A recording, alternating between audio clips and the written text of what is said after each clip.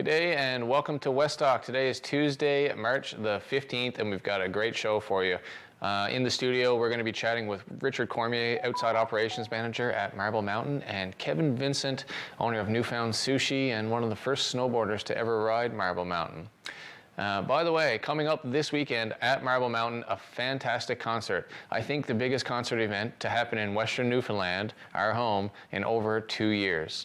And Friday night, you'll find Shanneyganock, one of Newfoundland's best known and most fun traditional bands, as well as Craig Young and the Randy Matthews Band, all inside the beautiful Marble Mountain Lodge. And you can go grab your tickets right now at skimarble.com, and we hope to see you out there. A few Saturdays ago, on March 5th to be exact, myself and some of my colleagues were preparing for what was going to be a very busy and vibrant day at Marble Mountain Resort, with thousands of people coming from all over the region to ski and snowboard and enjoy our facilities. And roughly an hour or so into that day, things took a turn that none of us really expected. And Mr. Richard Cormier, Outdoor Operations Manager at Marble Mountain, found himself smack in the middle of a high-angle rescue operation. Here to tell us a little bit more about that and to chat about the rest of the season coming up for Marble Mountain is Mr. Richard Cormier. Richard, thanks for coming down here today, man. Hey, Dustin. I know this is not normally how you like to spend your weekdays. No. And I know there's a lot going on at the Hill, man, but I thought it would be important to get you down here and just to chat a little bit about what's going on at Marble. But first, man, can you just talk about like your life at Marble, I guess? And I think pretty much people who've been riding there for a while have seen you there in different capacities, but start from the beginning. Ooh, that's a good one. Well, my grandmother was a pass holder at Marble Mountain. Really? Her dad was one of the original pass holders at Marble Mountain. They started skiing at the Massey Drive Ski and Ride Club. Wow. So my kids, Emily and Liam, they're fifth generation pass holders. Wow. For the mountain. We go back a long time. I grew up in Grand Falls when we skied almost every weekend as kids here all winter long, right? So So we drove back and forth, and my parents are from Corner Brook, and they moved back to Corner Brook, and at some point I moved on back to Corner Brook, and have been back in love with the Hill for 25 years. And you've worked at the Hill in a few different kind of capacities, like in and out over there? Yeah, so in the early 2000s I was here. I was with the Ski Patrol back in the early 2000s, and then sort of went on again and found some other journeys, and COVID happened and there were some opportunities and we came back, and such a fun place to be. It's a fun place to be, and speaking from my personal experience, it's been great to work with a team of people at Marble who are there. It feels like we're all there for the same reasons, and I know a lot of us have different opportunities and ability to work in other places, but we selected this challenge for this winter. And if you were to think back to November when we kind of jumped on this team, how are things playing out compared to how you kind of visualized the season was going to go? Oh, I think in general we're doing a fantastic job. We've brought some vitality back to the mountain. People are really interested again in the mountain. Our social media, which you do a lot of, has been fantastic. Like we've really been transparent with our season pass holders of exactly where we want to do and what we're doing each day and each week. And this is a little hiccup along the way. No one saw it coming. We've got all the plans in place to get us back up and running as soon as we can. So can you put us in your head a little bit, if we can go back to March 5th, which seems like a long time ago now, but like, what can you say about how you felt in those moments where you realized, like, oh crap, we're going to have to evacuate this chair? What I felt? Well, so at March 5th, 10:25:47, we had a fault on the chairlift, a CPS fault, which is a proximity sensor. Our head lift mechanic, Craig Dahl, went up and he assessed it, and we made the immediate call that it was time to do a lift evacuation. We didn't hesitate. What I felt at that time was really nothing other than, okay, let's go to work. Yeah. All right. There's a job to do. There's organization to do. And at that time, if you can't remain calm and steady, no one around you is going to be calm and steady. So it was let's just go to work and get this done. Yeah, you were definitely calm and steady. In fact, I don't think you moved from the spot that I saw you in at 10:30. You were there until that was it. You stayed outside in that same area. And and saw the whole thing through. Now, I know the ski patrol at Marble are the people who are trained in doing this type of rescues, right? But it ended up being more people than just our ski patrollers involved in this recovery. And I think there might have been some confusion in the public where people thought just, regular volunteers and citizens were participating, but this did become a sort of a technical rescue where some other groups were involved. Yeah, so we, part of our emergency response plan for a lift evacuation was to call some outside resources. We were lucky that day because 9-Wing Gander was in, and we had some fellows there who are SAR-techs. They were a great help. We were able to use those guys and help in some of our teams. We had a group of firefighters from St. John's Regional Fire Department and CBS Fire Department. They were here on a skidoo trip, so they were nice, calm, steady influences that we could rely on to help us with our teams. But our ski patrol, we train annually for this lift evac. Last year we spent 4 or 5 full days with our group running through this exact scenario, and that was a huge benefit to everyone. Wow.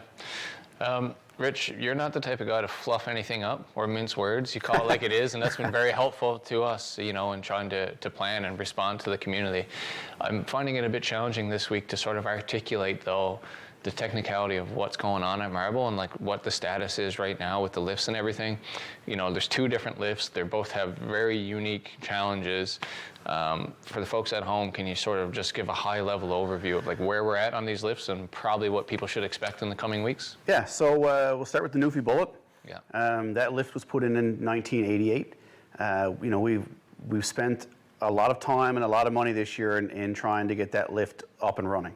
What's happened is that there's a piece of technology measures some of the safety factors on the lift. That piece of technology just decided to quit exactly the same day as the Lightning Express went down. Wow. So it was a bit of a challenge. It took us close to a week to exactly figure out what the problem was. Once we found it, we've sourced out that part. Unfortunately, the only place we can find that part is in France.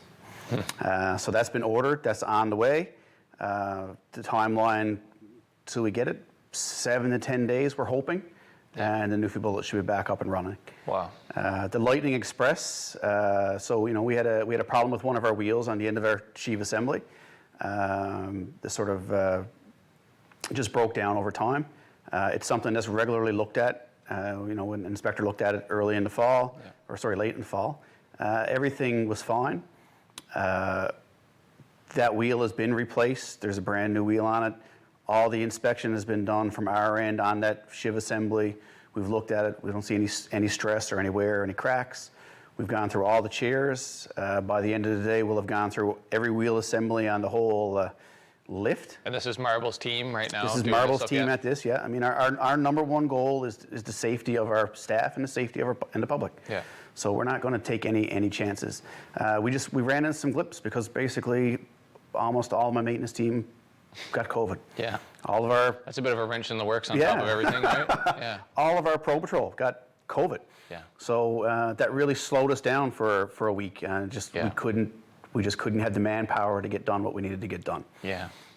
Yeah. So, when people have messages to say like, oh, I'm watching the live camera, I see the Lightning Express is moving, what's the status? So, we're pretty confident from the sounds of it that things are operational and we've made some repairs. So what is the next step? Like what do we need to wait on now from here? So right now this is, what's the day? Today's Tuesday. Yeah. So tomorrow morning the team of government inspectors are going to be here. We work hand in hand with those guys. We've been very transparent. We've sent all the information we can to them.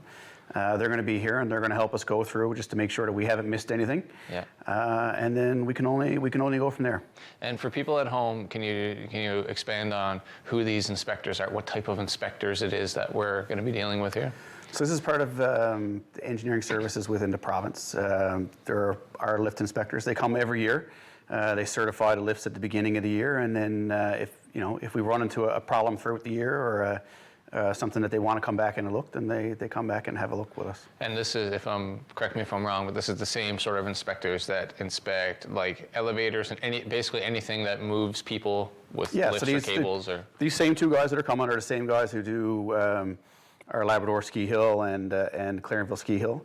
They also take care of all the elevators within the province. They take care of the Thomas amusements or any adventures like that. Yeah. So they're very knowledgeable. They're excellent for us to deal with. Yeah.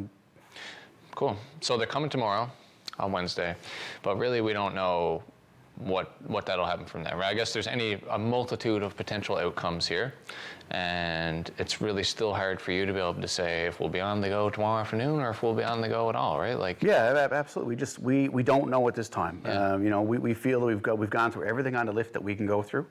We really need that second set of eyes to come in and sort of certify that everything is what we need it to be. Yeah.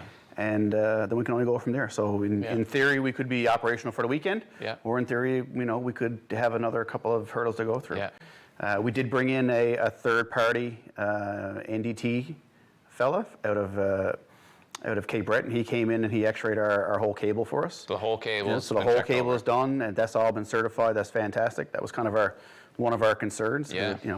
There's zero damage to that, so we're really hopeful that we're going to be fine. So there's a chance that this was just a freak thing, and that we can move past it. And yeah, I mean, absolutely. We're once again. So today we're in our man basket. We're going through every single wheel, every single sheave assembly again. Yeah. We're looking at every single bearing. We're making sure that every liner is of top notch. Yeah. And then we can only go from there. Yeah. Well, so a lot of work has been done, a bit of work left to be done, but I know that the season is not over, right? And in your head, we've still got lots of skiing left. Absolutely. Yeah, absolutely. We want to go as late as possible. Yeah. We want people sitting on that nice sunny deck in April, working on a tan, having some of this fantastic barbecue, watching the chairs spin. Yeah. I can't wait for it. Wow, that's it's good. So I got to write that down. That's good marketing verbiage there. Yeah. No, you're right. I feel confident. I know, us in the lodge, we feel like, hey, this has been a week. It's been a crappy week. Yeah. But there's still lots of snow on the mountain, which is very encouraging, right? And there still seems to be lots of interest around for people to ride it. So, one thing's for sure, we'll keep the fun going, right? Oh, absolutely. Yeah, and we'll get that magic carpet on the go. In the beginners area, and I guess people will be able to use that as soon as this weekend now. Wow, Richard. I mean, our plan is our outside guys are going to work as hard and as tirelessly as we can to get this thing up and running. And they haven't stopped, we can right? do. Like, absolutely. Except for being home with COVID, some of them, they have not stopped. Every day, it's been making efforts to push this forward. Yeah. Yeah. And even as some of our maintenance team was off, our other guys, man, they really stepped up. They stepped up in every way that they could to help. Yeah. When you see those guys, too often we just call them lifties. Yeah. Those are the guys that are making your ski season happen. They are. Say hi to them. Say thank you to them because they are so important to our operation. Absolutely. Well said, Richard. That's Richard Cormier, outside operations manager at Marble Mountain, with a little update from the hill. We're going to take a quick break, and we'll be right back to chat with Mr. Kevin Vincent. Stay tuned. So why volunteer at Rogers TV? Well, it's fun, exciting, and challenging. You can develop practical, hands-on skills in TV production, make new friends, and have fun, all while giving back to your community. For a few hours a week, you can be part of a great team making great local television. Want to find out more? Get in touch with us at rogerstv.com. Make your mark and find a new passion as a Rogers TV volunteer. And we're back, and as promised, with us here today, an entrepreneur from Corner Brook that many of you will know well. Also one of the first snowboarders to ever ride Marble Mountain. With us now, Mr. Kevin Vincent. Kev, welcome to the studio. Thanks for having me. Yeah, happy to be here. Happy anniversary, buddy. 10 years of slinging sushi in Corner Brook. 10 years. Who would have thought that sushi would have even made it past 1 year? If we can, because it does seem like 20 years ago, like you were just saying, yeah. Can you help, and now everyone loves sushi, right? It's one of the most popular restaurants in Newfoundland. But can you take me back to like 10 years ago of how, Newfoundland was receiving this product back then? It seemed like almost a little ahead of its time, or were people ready for it? Yeah, I guess kind of, yeah, people were ready for it. I think around the time people had done some traveling, getting out there and going to these all-inclusive resorts where sushi was usually on. There was a sushi bar on the menu sort of deal. And I think people tried it other places. And not only that, I was working at Coleman's for 3 years doing sushi before I started up, so I got an opportunity to build a market and to test things out on people and see what they liked, right? So is that kind of where you like honed your skill, was during that time, or were you kind of rolling before you even went? I was rolling, just bringing it to parties and some weddings, and people just want me to make it for. Yeah. And that's kind of how I got discovered with Coleman's. Was I brought it to someone gave me some smoked trout for Christmas, and someone else asked me, "Hey, we're having a party, Boxing Day. Why don't you bring some of your sushi we heard all about?" So I just paid it forward, and before you know it, someone was there, Gene was there from Coleman's, and he asked, "Hey, when you go down, we're looking for someone to roll sushi." And at the time, I wasn't working. Wow. So, and that just stemmed from there, right? So it literally just went from a hobby to now, you know, the center of your life. Yeah, well, the way I look at things, if one door closes, another one opens, you look inside there and see what's in that room, you know. And I open the door and just open up a full new life, really, And now it seems to me from the outside looking in that, I mean, has to be one of the most popular restaurants going, in high demand. It's always full when you're open, when you're closed, your takeout is flying everywhere. Your product's on sale at Coleman's and at Marble Mountain, and starting to see it available outside. So I guess you must be happy with how things have gone. I'm pretty happy the way things have gone over the past 10 years. It's been a ride, it's been a trip, it's been fun. Yeah. It's great to see it grow. It's great to see the customers. It's funny because you have customers that are university students, and in 10 years, they get married, right? Maybe couples get married, and then they have kids, and then they're bringing their kids. Yeah. So it's cool to see that, you know. It's it's really it's a good feel-good feeling. Yeah, it has to be. Yeah, you're part of their family now, right? Yeah. Part of their weekly routines. Exactly. Yeah. And for people who've been up around Marble this season, they've probably seen one of the newer large signs up there, a Newfound Sushi sign that says, I think, eat local, drink local, shred local. Shred local. Yeah. What does that mean to you, man? And can you tell us a little bit about sort of your origins as a Western Newfoundlander using Marble Mountain? I know it has a special place in your life. Well, you know, I'm big on local. If anybody knows me, I'm big about supporting local, the local fishery, and local people, and trying to highlight local products and craft beer in the restaurant. Yeah. And the shred local is, well, I've always rode, and to ride, snowboard, is to shred. Yep. Right? Because the ski powder is to waste it. So no, to the core, I'm a snowboarder. Yeah. And it stemmed from skateboarding, right? Yeah. And so we wanted to skateboard all year round, but it snowed for 6-7 months of the year. And way back in like late 80s, we didn't know what to do. We were skiing at the time. So then we kind of turned one of our skateboards around backwards and took the trucks and wheels off and came down over Marble, and we're like, wow, what a crazy sensation that was. Yeah. And we didn't even know what snowboarding was at the time. Wow. So this is like 88. Yeah.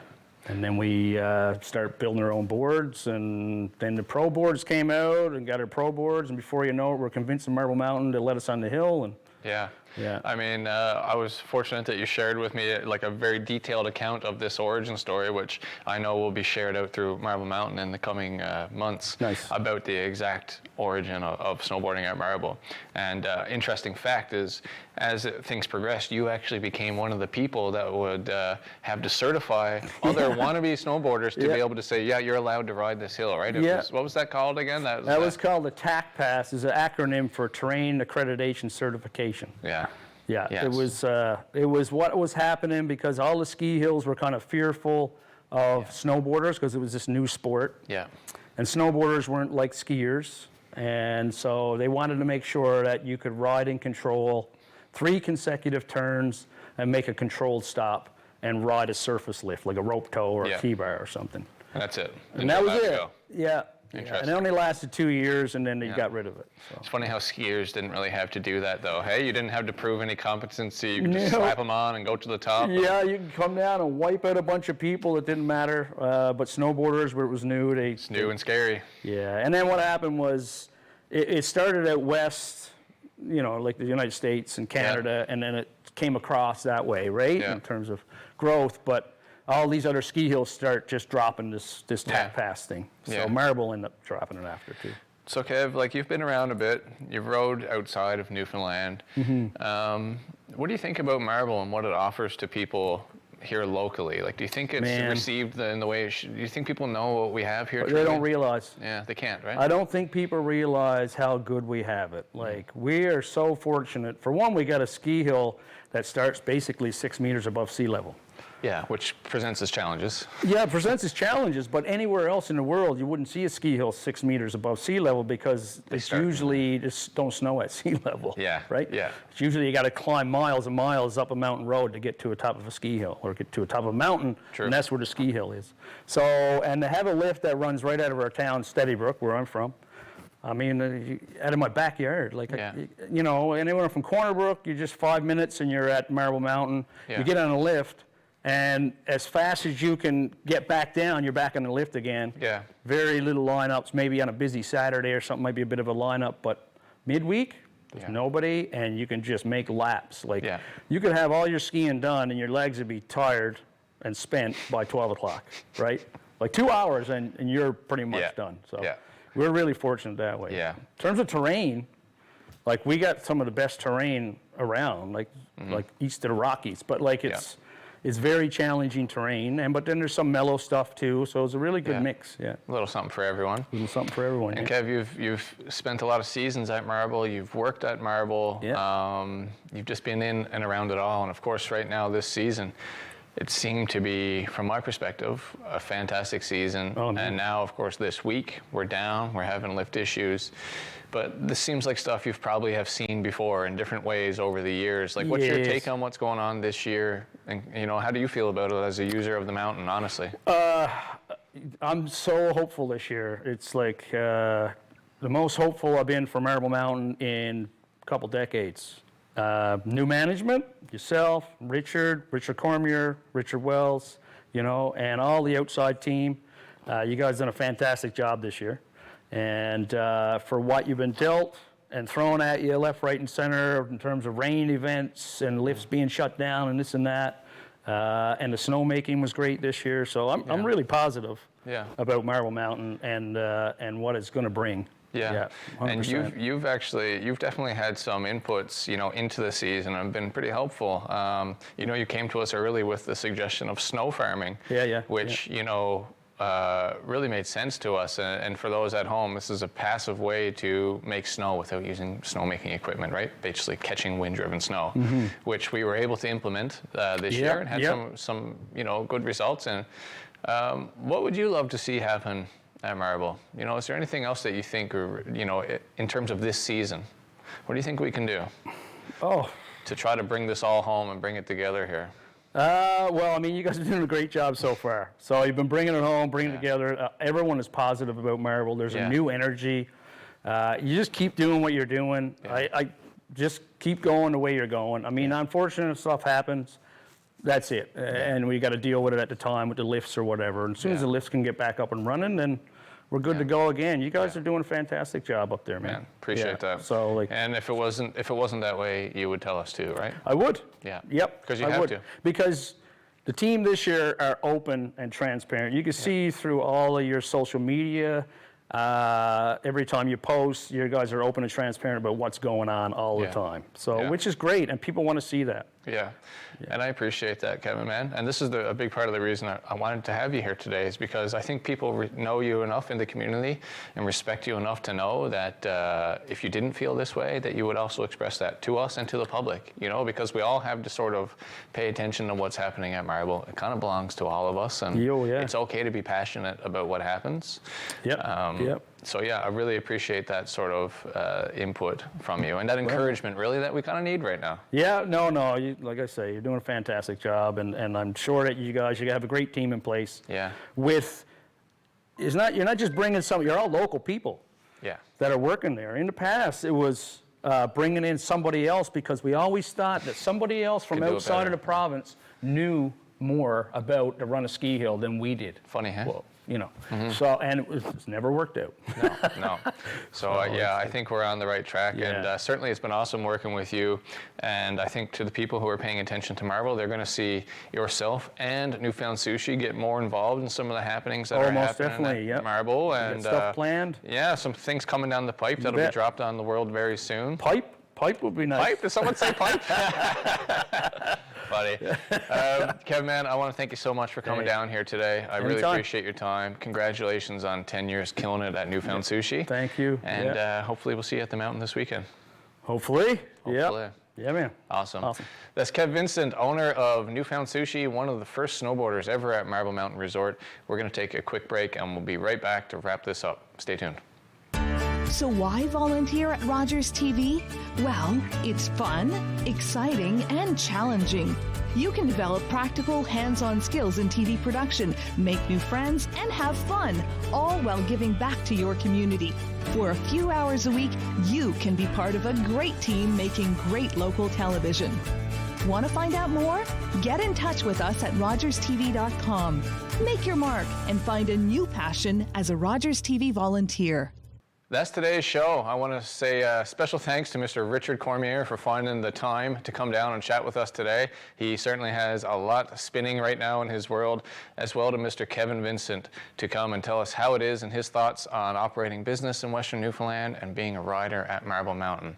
And to everyone else at home, we hope to see you at the Hill this weekend. We hope to see you out at this big concert event Friday night and the Come Home Cup races on Saturday. And if not, we'll just see you next Tuesday for another episode of West Talk. Have a good night.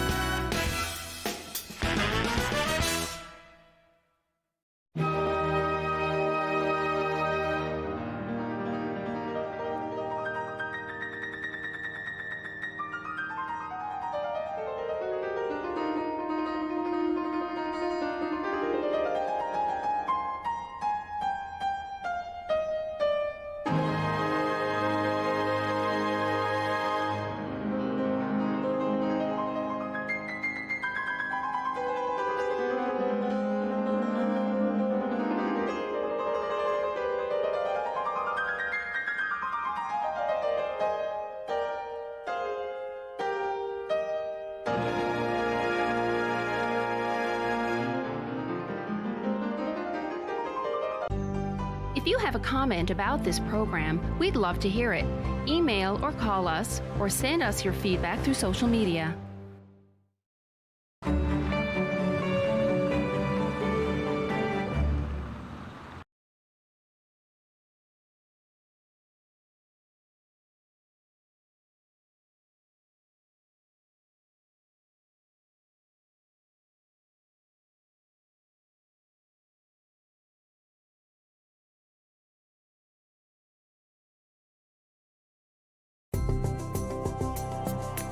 It's about sharing